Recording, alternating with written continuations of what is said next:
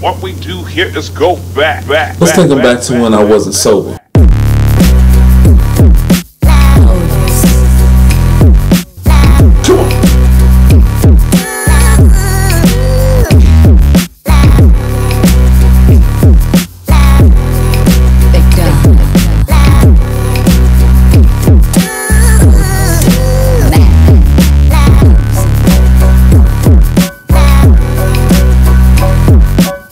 World, study the Bible, not the sermon. It is Locksmif, the illustrious. Knowledge is the key. And this is 1, 2, 3, 4, 5th day of the week. Things that make you go,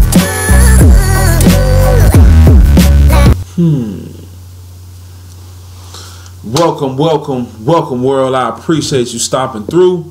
And something really important that we need to deal with. Something really important we need to go through. The question of the hour. The question of the week, the question of the evening is drinking liquor or alcohol. Is it a sin? I mean, of course, this goes for, all kind of wine, strong, any kind of strong drink, beer, tequila, you know what I'm saying, gin, all that good stuff. Thunderbird even. Okay. What I want to say just as an introductory kind of piece is on a personal level, right? Meaning from my personal experience, I want to convey my thoughts to you. I think it's time for us to come out of our American thinking, right? A lot of people call America Babylon. Fine with me. It's part of Babylon, sure. It's time to come out of that. Come out of our American way of thinking. What do we mean by that, Locksmif? What I mean by that is if you are taking a drink of any kind of alcoholic beverage at all whatsoever, and you haven't had your 21st birthday, something wrong with you and something wrong with that. The parents should go to jail. You should be in trouble. All of that. And all I'm saying is that we should come out of that way of thinking. Right? Am I saying that 20-year-olds should drink or 14-year-olds should drink or 8-year-olds should drink? I'm saying that we should come out of that way of thinking of if you haven't had your 21st birthday, it's a, all right? What makes me say that? All right, real quick, check my timer. When I was, a couple times when I was young or younger, I went out of the country. I went to France, and later on I went to visit my auntie in Germany on the Air Force base. When I went to France, I stayed in a chalet with a bunch of French kids, right, and some Americans too, and every single day we drank wine. How many times a day? Every single meal we drank wine. What kind of wine? Merlot, of course, the red wine, good kind, right? I'm in France, right, straight up and down. I hated the food. Only thing I ate as far as meat was the veal. The veal was on point. Every other day I ate salad, bread, water, and filled up on the wine. Right? I had to be like 12 or 13, I think I was. Right? Wine, like the real wine with alcohol in it. Right? Never enough to get you drunk because, I mean, it's just dinner wine. Right? But I'm just saying that we're going to read some things in the scripture that might help us understand why things like that exist in other countries. Right? Since America is Babylon, right? Why does things happen in other countries? We're going to see something like that, right? So, without further ado, study the Bible, not the sermon. Now, first thing we want to do, right?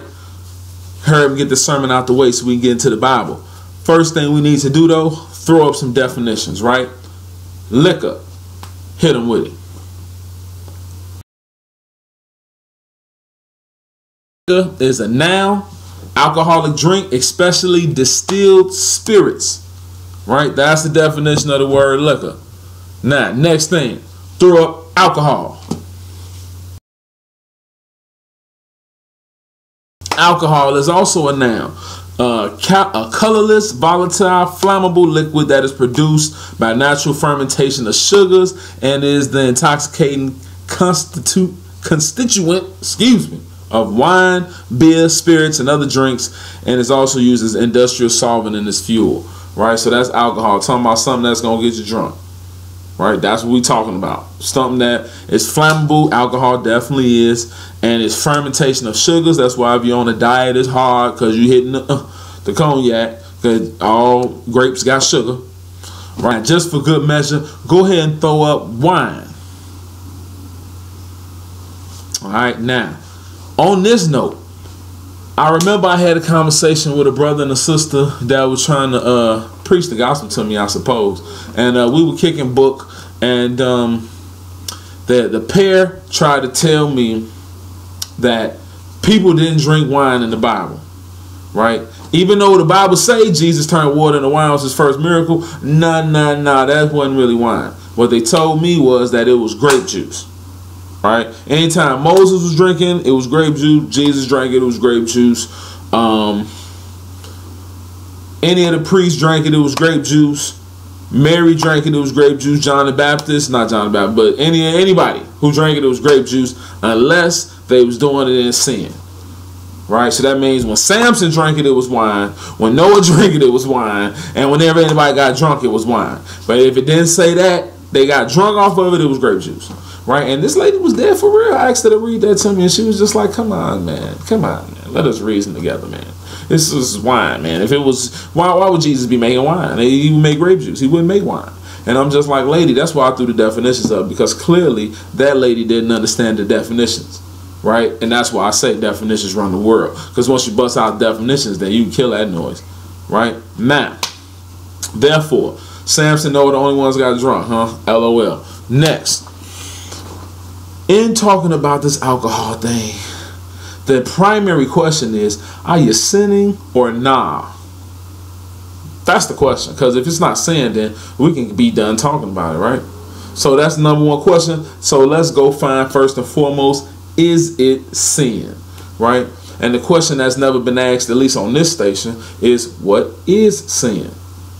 Right? And I say that sarcastically. Of course I asked that question before. But in the name of entertainment, my illustrious reader waiting in the wings, let's go to 1 John chapter 3 and verse 4 and check out the biblical definition of sin. If you ain't know, then you're about to be knowing. Mr. Reader, when you get that, read that. Whosoever committeth sin transgresseth also the law. Why? For sin is the transgression of the law. Well, turn up then. I'm with that. Sin is the transgression of the law. Right? Sin is not drinking alcohol. Sin is the transgression of the law. Right? The law don't say thou shalt not drink alcohol. Right? We're going to find out that the law talks about being drunk. Right? But it doesn't say you can't drink. As a matter of fact, we're going to find out in the law that it actually says it's okay to drink. It actually says it's okay to drink. I say it actually says it's okay to drink.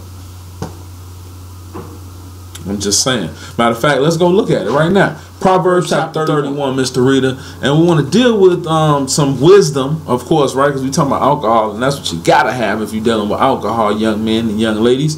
You got to have wisdom.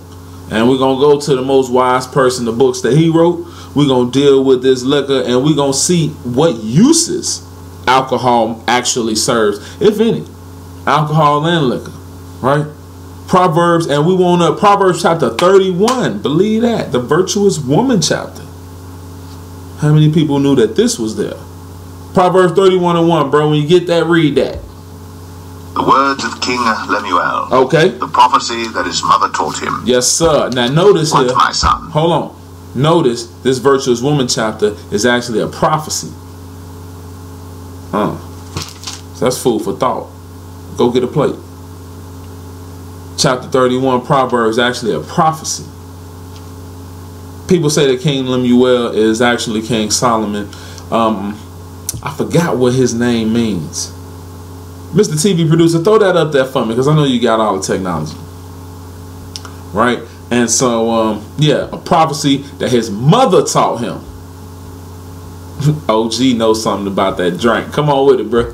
And what, the son of my womb? And what, the son of my vows? Yes. Give not thy strength unto women, nor thy ways to that which destroyeth kings. So we talking about the ways that destroyeth kings. Who knows better a woman's destruction than your mama? Turn up. It is not for kings, O Lemuel. It is not for kings to drink wine, nor for princes strong drink. Alright, so now we done got past wine. I tried to show the lady, I don't think I knew this scripture that day.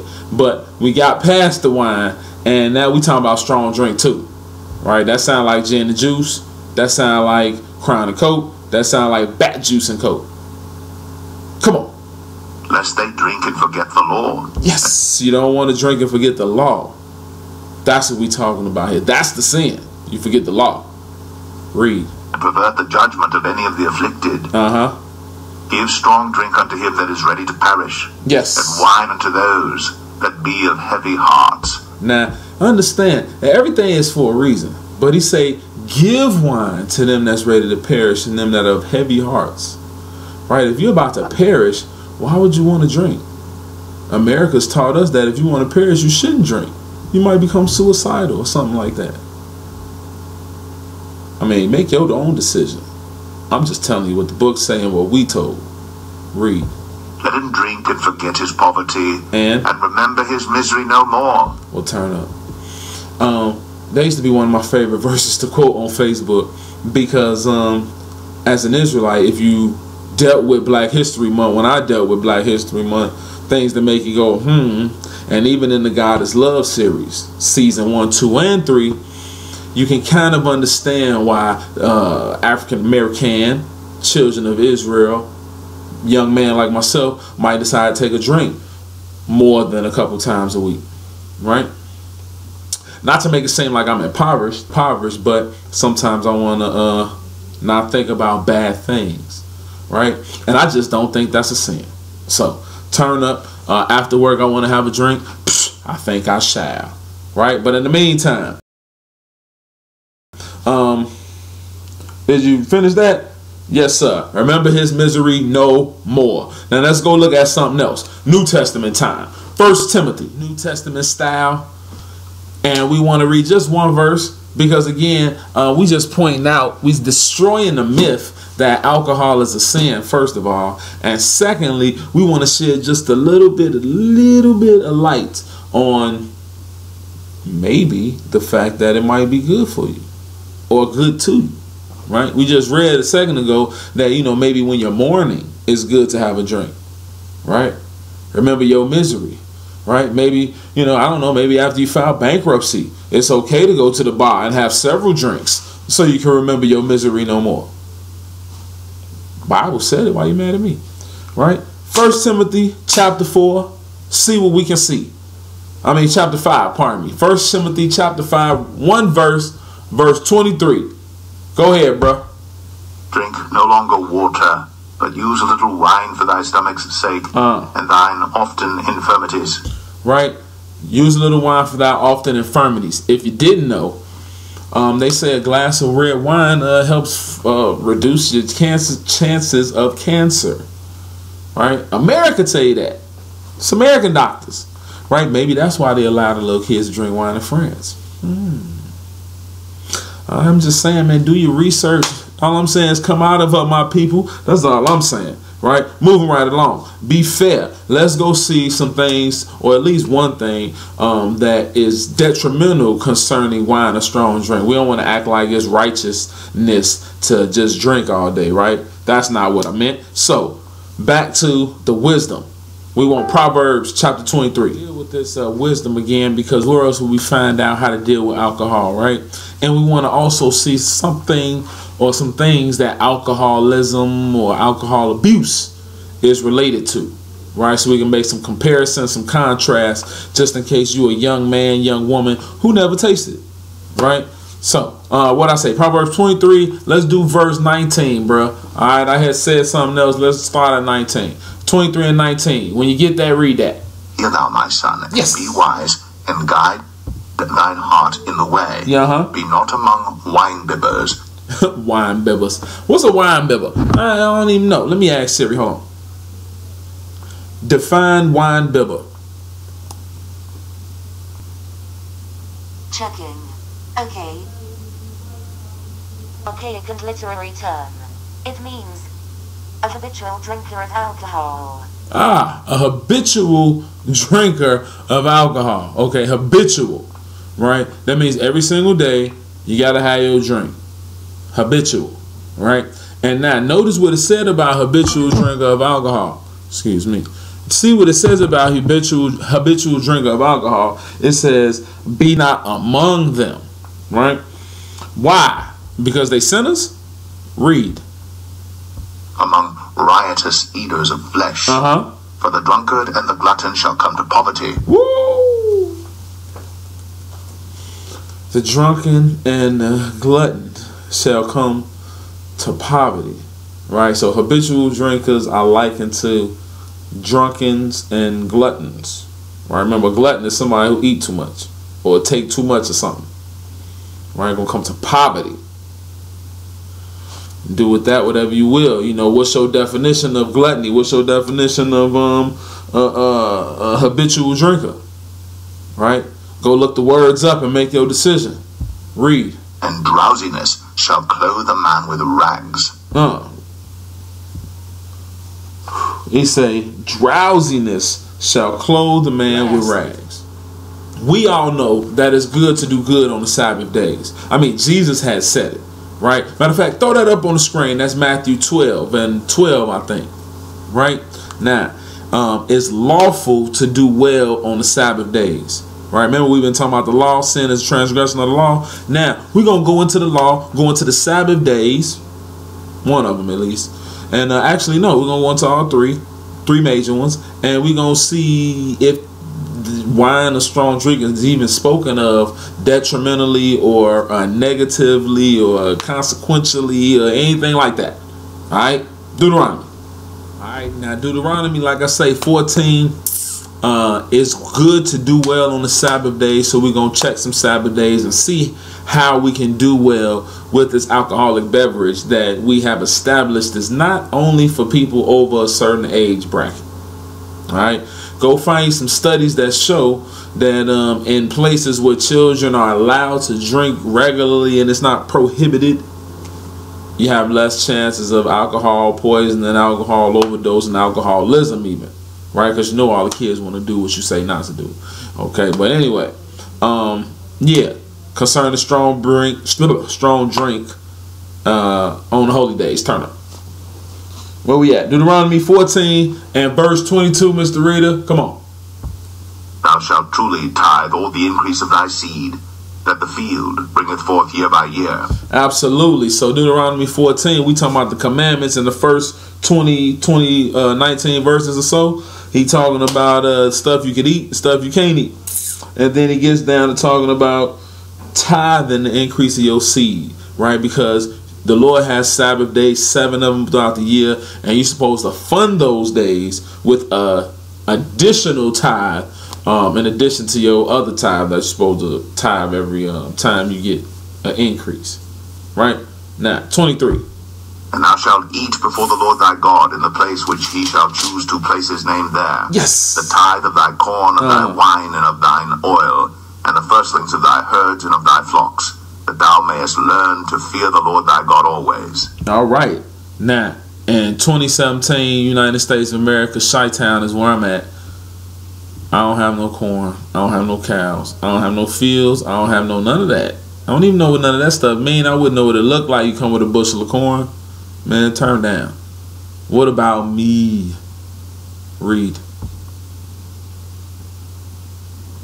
Read.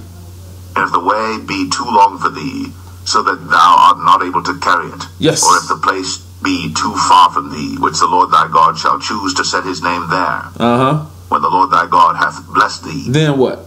Then shalt thou turn it into money, yes, and bind up the money in thine hand, and shalt go into the place which the Lord thy God shall choose. And what you gonna do with that? Bestow that money for whatsoever thy soul lusteth after. Like what? For oxen, or for sheep, or for wine, or for strong drink, or for whatsoever turn thy down, soul boy. Hold on, little brother. He said for oxen, or for sheep, or for wine, or for strong drink. Right? This is at the feast we talking about now. He said you're supposed to tithe for this thing, and then if it's too far for you to get there, you're supposed to turn your tithe into money and bring the money there and put it on the table. And then when you put it on the table, you're supposed to buy sheep, oxen, meat, veggies, wine, strong drink. Right? Mr. Reader, you got ahead of yourself. Start back at the top of that verse and read it again. For whatsoever thy soul lusteth after, for oxen, or for sheep, or for wine, or for strong drink, or for whatsoever thy soul desireth. Oh, whatsoever thy soul desireth. Alright, so that means if I want to get gin and juice, or if I want to be Barack Obama, right? Or if I just want to do my Jose Cuervos, or if I want to get no name brand tequila, right? Or if I want to get some of that good Moscato, right? Pinot Noir, all that type of stuff, right? Read. And thou shalt eat there before the Lord thy God. And thou shalt rejoice, thou and thine household. Yeah, that's what's up. Thou and thy household. So not only are you supposed to show up, your whole house is supposed to be there, right? So just understand that this is a commandment we just read, right? He said, thou shalt, right? And those days are quickly coming upon us, right? Passover's not too far from today, and the feast, right? And that's what time it is. You know what I'm saying? Smith, knowledge is the key. Study the Bible, not the sermon. Don't forget to like, subscribe, comment, and share. Got my tequila / margarita. Pinky finger in the air. That's for a job well done. Study the Bible, not the sermon. And I'm not even sinning. Top of the morning to you. Shots in the air. Saludos. L'chaim. 100 years of success. But this is my time. 1.